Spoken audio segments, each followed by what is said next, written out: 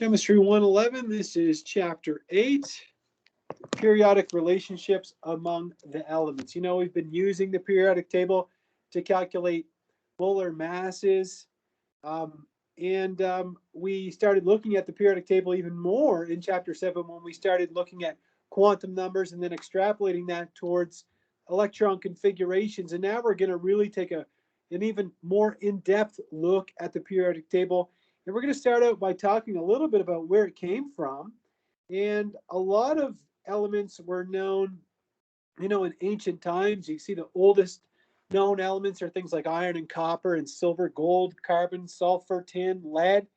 And then later on, you know, chemists discovered more and more elements as time went on. For example, bronze, if you've heard of the Bronze Age, bronze is a mixture of copper with other metals, and there's different types of bronze, but anyhow, copper mixed with other metals. And we can sit here and pontificate about when the elements were discovered, but you can see that it was a concerted effort over a long period of time, lots of different scientists working together to discover all of the elements on the periodic table. And if you want to look into the history of when the elements were discovered, be my guest. I'm not really going to ask you anything about, you know, when was carbon discovered or what year was, you know, ruthenium discovered. No, I won't be asking anything like that.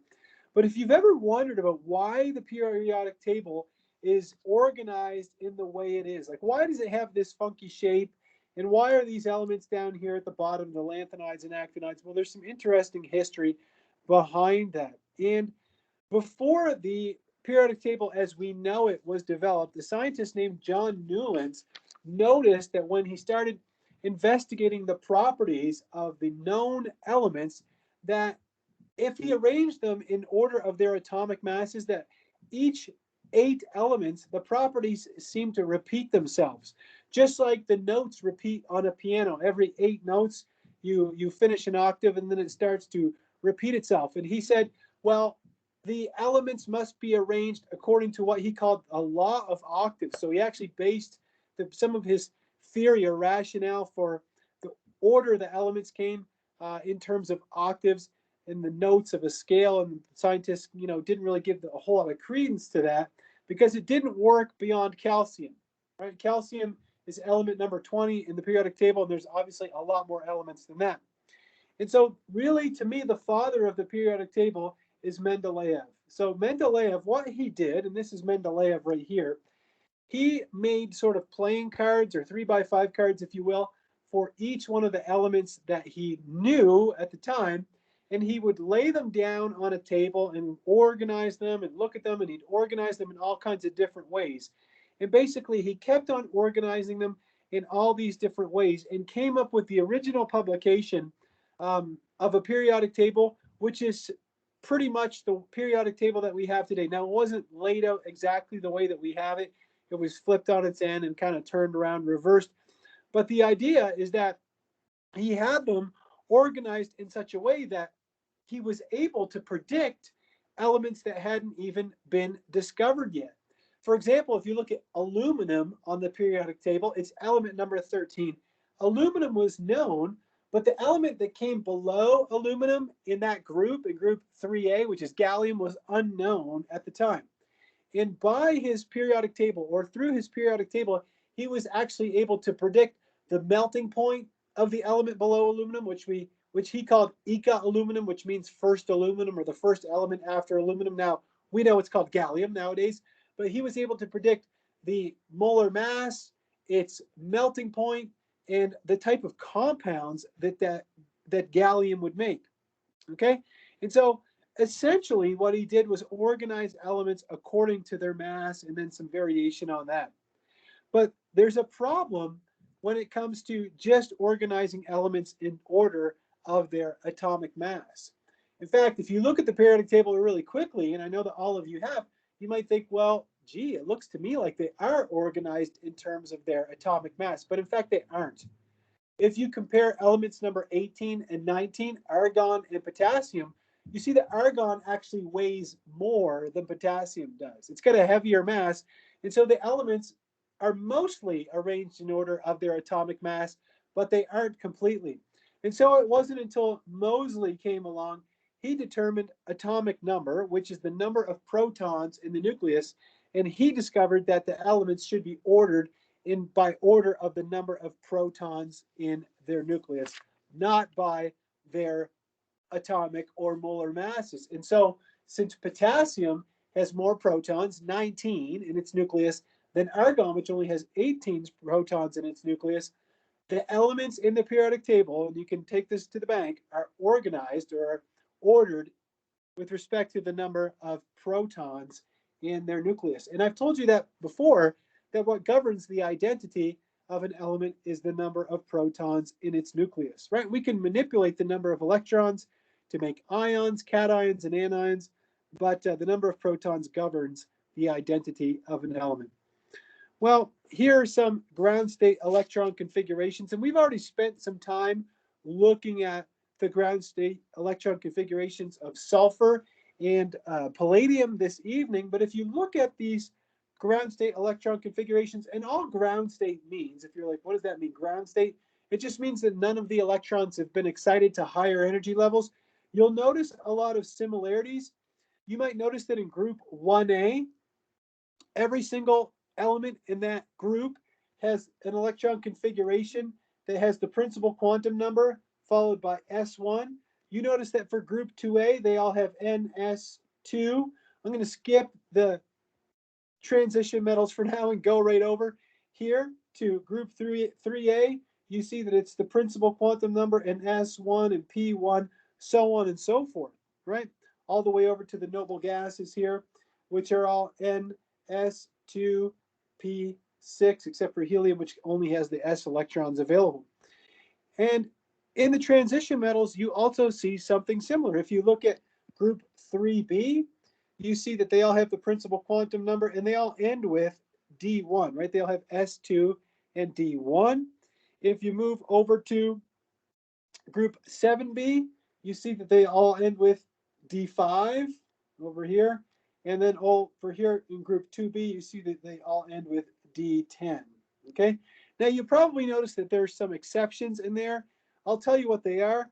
You notice that chromium, copper, molybdenum, ruthenium, and iridium all are exceptions, and I'll go into those exceptions later on. But just to put that bug in your ear, if you're doing some studying over the weekend and you notice something interesting about these 5 elements that I have circled here, well, there's some good rationale for that, and we'll talk about that a little bit later.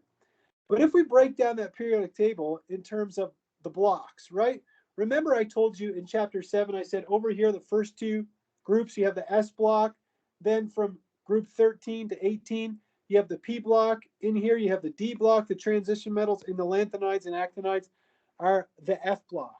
And that is absolutely true, but we can even give a more detailed classification of the elements in the periodic table. In fact, the ones that are highlighted in purple, in this color purple here, we call those the representative elements.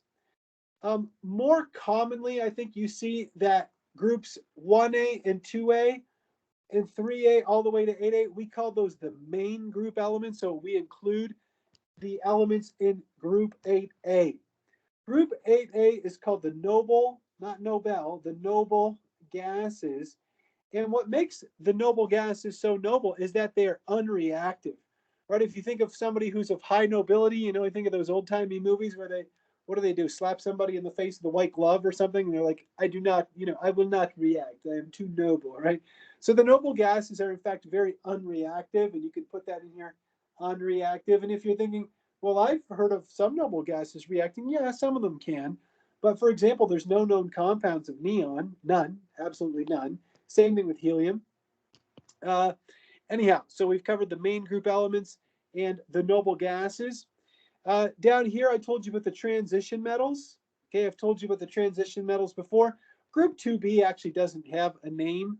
It's an unnamed group. Sometimes you'll hear this group here called the coinage metals. It doesn't mention it in the book, but you see copper, silver, and gold. Those were used in coins in ancient times, the coinage metals. Down here, we have the lanthanides and actinides. Of course, there's a metalloid line, and we'll talk about that more later on. What was something else I wanted to tell you? Oh, I remember. Is that group 7A, fluorine, chlorine, bromine, and iodine. Could anybody tell me what these are called? Does anybody done any reading in our book and can tell me what fluorine, chlorine, bromine, and iodine are called? They have a specific name, those 4 elements. Anybody know what you would call those 4 elements? Fluorine, chlorine, bromine, and iodine? Yeah, thanks, Kristen. They're called the halogens. The halogens. Other group names that you should know would be 1A and 2A, and it's because they're so common. Group 1A is called the alkali metals. Alkali metals. In group 2A, it's not alkali, it's the alkaline earths. Okay, so the alkali metals and the alkaline earths. What else? Halogens, noble gases. I told you with the coinage metals. Again, I'll never ask you about that, but I always think it's kind of interesting. Anyhow, let's move on from there. No, let's not. Let's talk about the numbering of the groups because it is addressed in the textbook, and I want to cover it a little bit with you. You notice that we have a couple of different group numbers here. We have 1A and then we have 1 above it. Well, the numbering system that uses the letters 1A, 2A, 3A, 4A, 5A, 6A, 7A, 8A, that is the American numbering system. That is the system that is used in your textbook because it's an American textbook. Down here with the transition metals, we have 3B, 4B, 5B, 6B, 7B. All of these are 8B, 1B, and 2B. Again, that's the American system. A newer system that I believe is accepted by the IUPAC, the International Union of Pure and Applied Chemistry, simply uses Arabic numbers 1 through 18 for the groups. Students really like those because they're easy to remember, but apparently there's some discord amongst the scientific community about using that. They don't like that.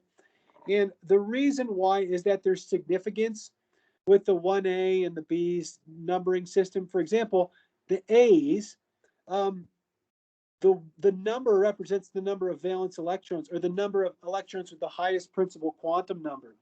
Okay, so if you look at nitrogen, its electron configuration is helium 2s2, 2p3. So the highest principal quantum number is 2, and there's a total of 5 electrons there.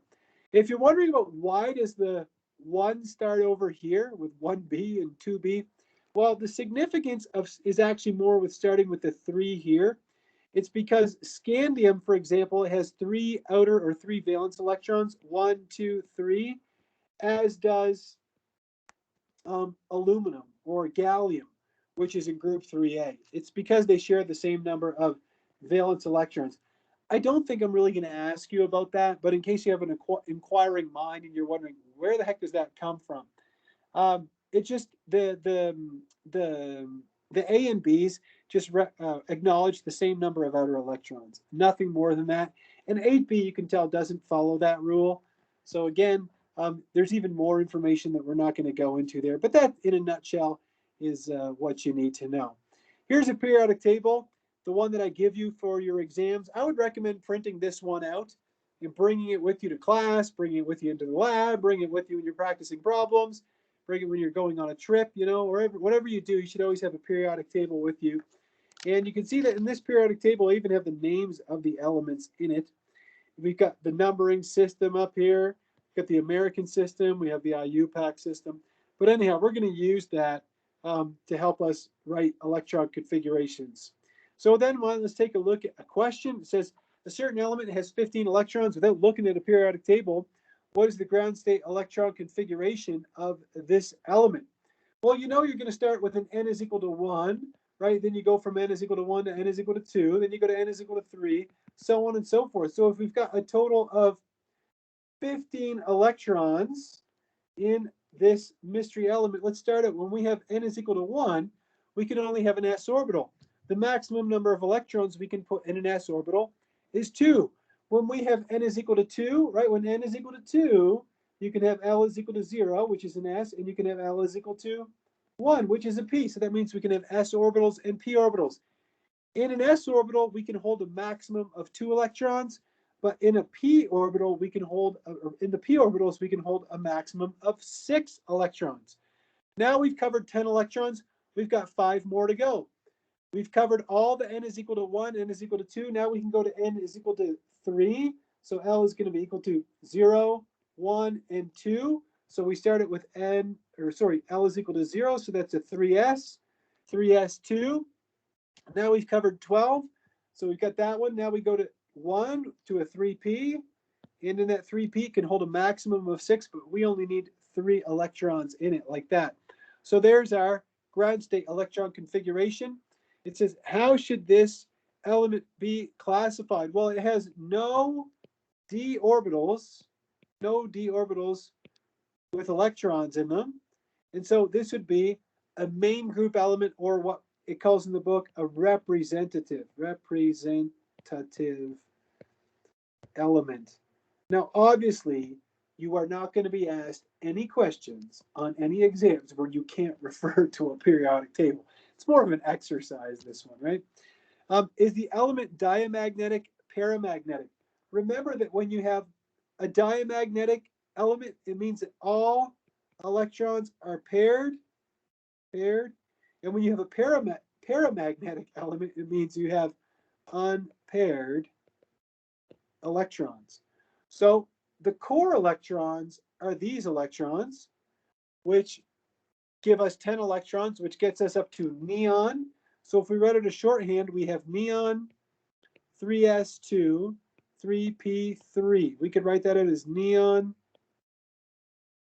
a 3s orbital. And for 3p, we have 3 orbitals. There's 2 electrons paired up in the s orbital. And in the 3p, we have 1, 2, 3 electrons, right? According to Hunt's rule, we want to have the maximum number of unpaired spins, or you don't want to sit next to some weirdo on a bus. And so since we have unpaired electrons, this is paramagnetic, which means it's going to be attracted to a magnet. Anyhow, does anybody know what element I'm looking at here? It's got 15 electrons. It might not be the easiest thing in the world, but if I have 15 electrons, I'm dealing with phosphorus. So it's phosphorus. Yeah, thanks, Anthony. Good. All right, there we go. Let's move on and talk about representative electron configurations of cations and anions. You guys remember that a cation has a positive charge and an anion has a negative charge, right? In cation, you have the positive in the T, and in anion, you have the negative in the anarchy symbol, I guess, that I made there. Anyhow, look, if we had the electron configuration of sodium, okay, what's the noble gas that precedes? Precedes means comes before. What's the noble gas that precedes sodium? It's neon.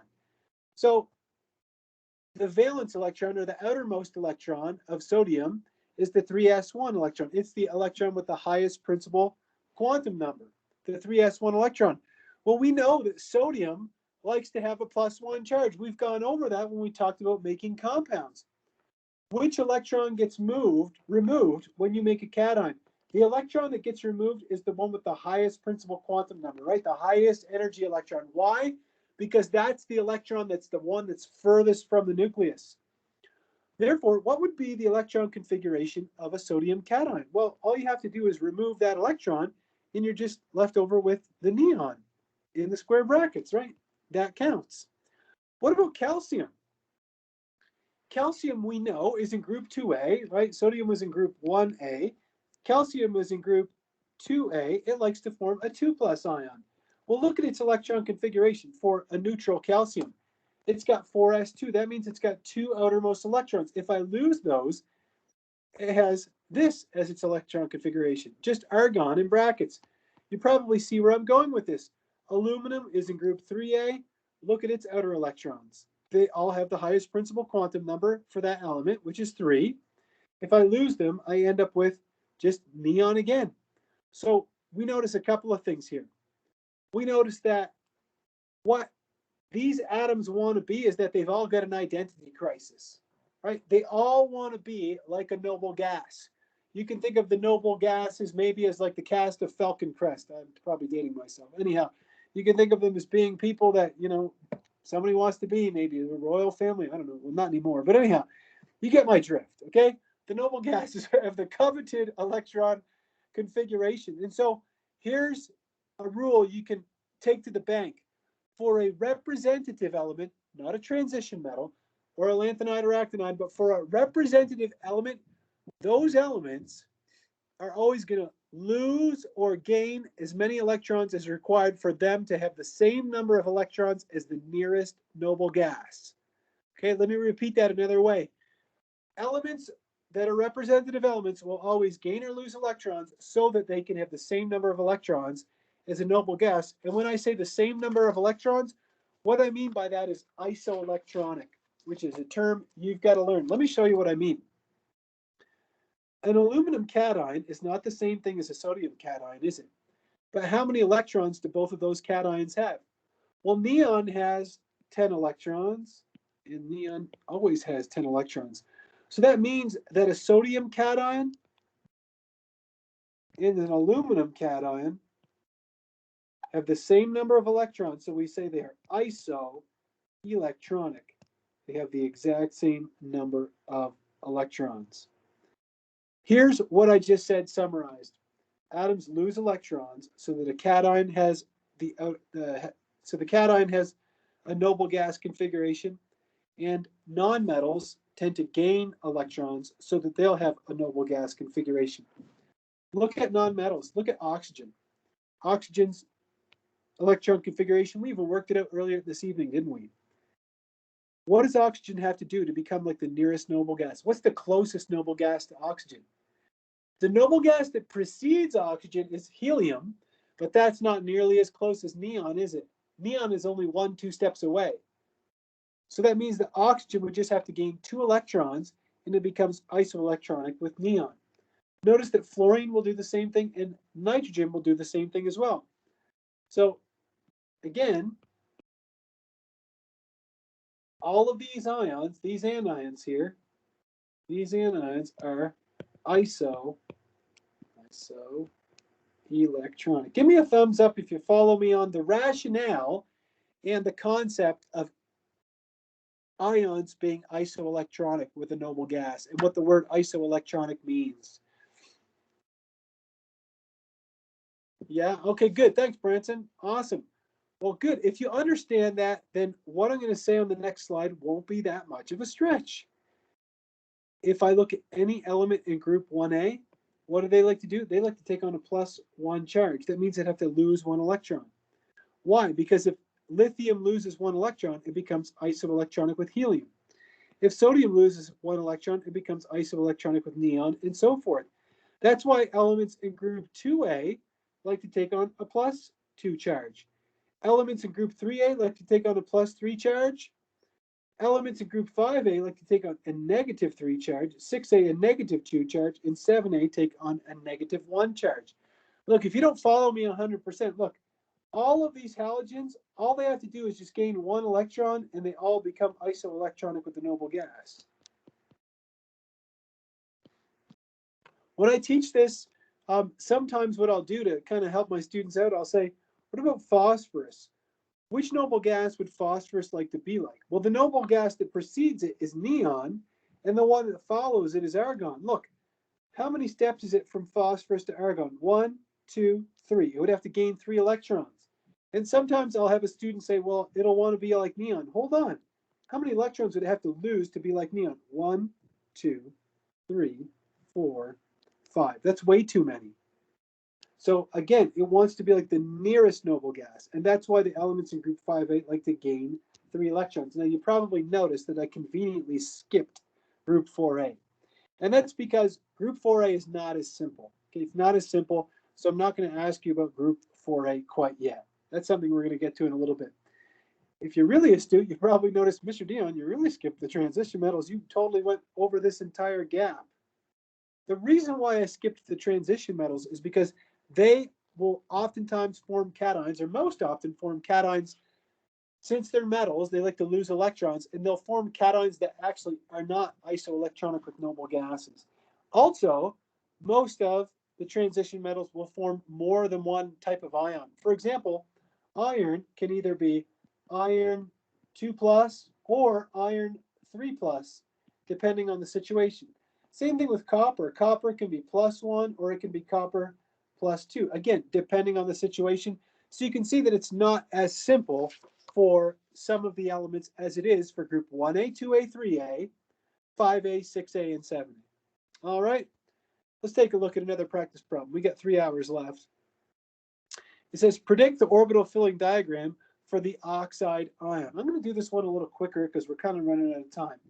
We saw that oxygen had 1s2 2s2. There's 3 types of 2p orbitals. Oxygen had 1, 2, 3, 4, right? That's oxygen. If I have O2 minus, how many more electrons am I going to add to my oxygen? And it's not a trick. How many more electrons would I add to my oxygen?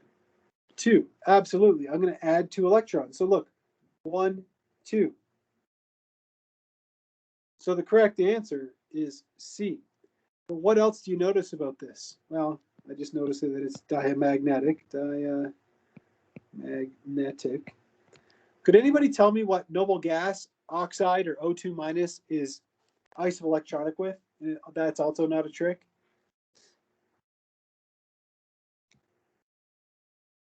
It was on, I think it was on a couple of slides ago. Yeah, thanks, Kristen. It's neon. Absolutely. So oxygen, or oxide rather, its electron configuration would just be neon like that. And so the whole concept of species being isoelectronic is covered on this slide right here. In fact, cations and anions can also be isoelectronic. If you look at a sodium plus cation, an oxide anion, a fluoride, a nitride, all of them are isoelectronic with neon. They all have 10 electrons. So you can imagine that this is a very important term for you to understand. Remember, the isoelectronic deals with the same number of electrons. We put here, not protons, because the identity of an element or an ion is governed by the number of protons in its nucleus.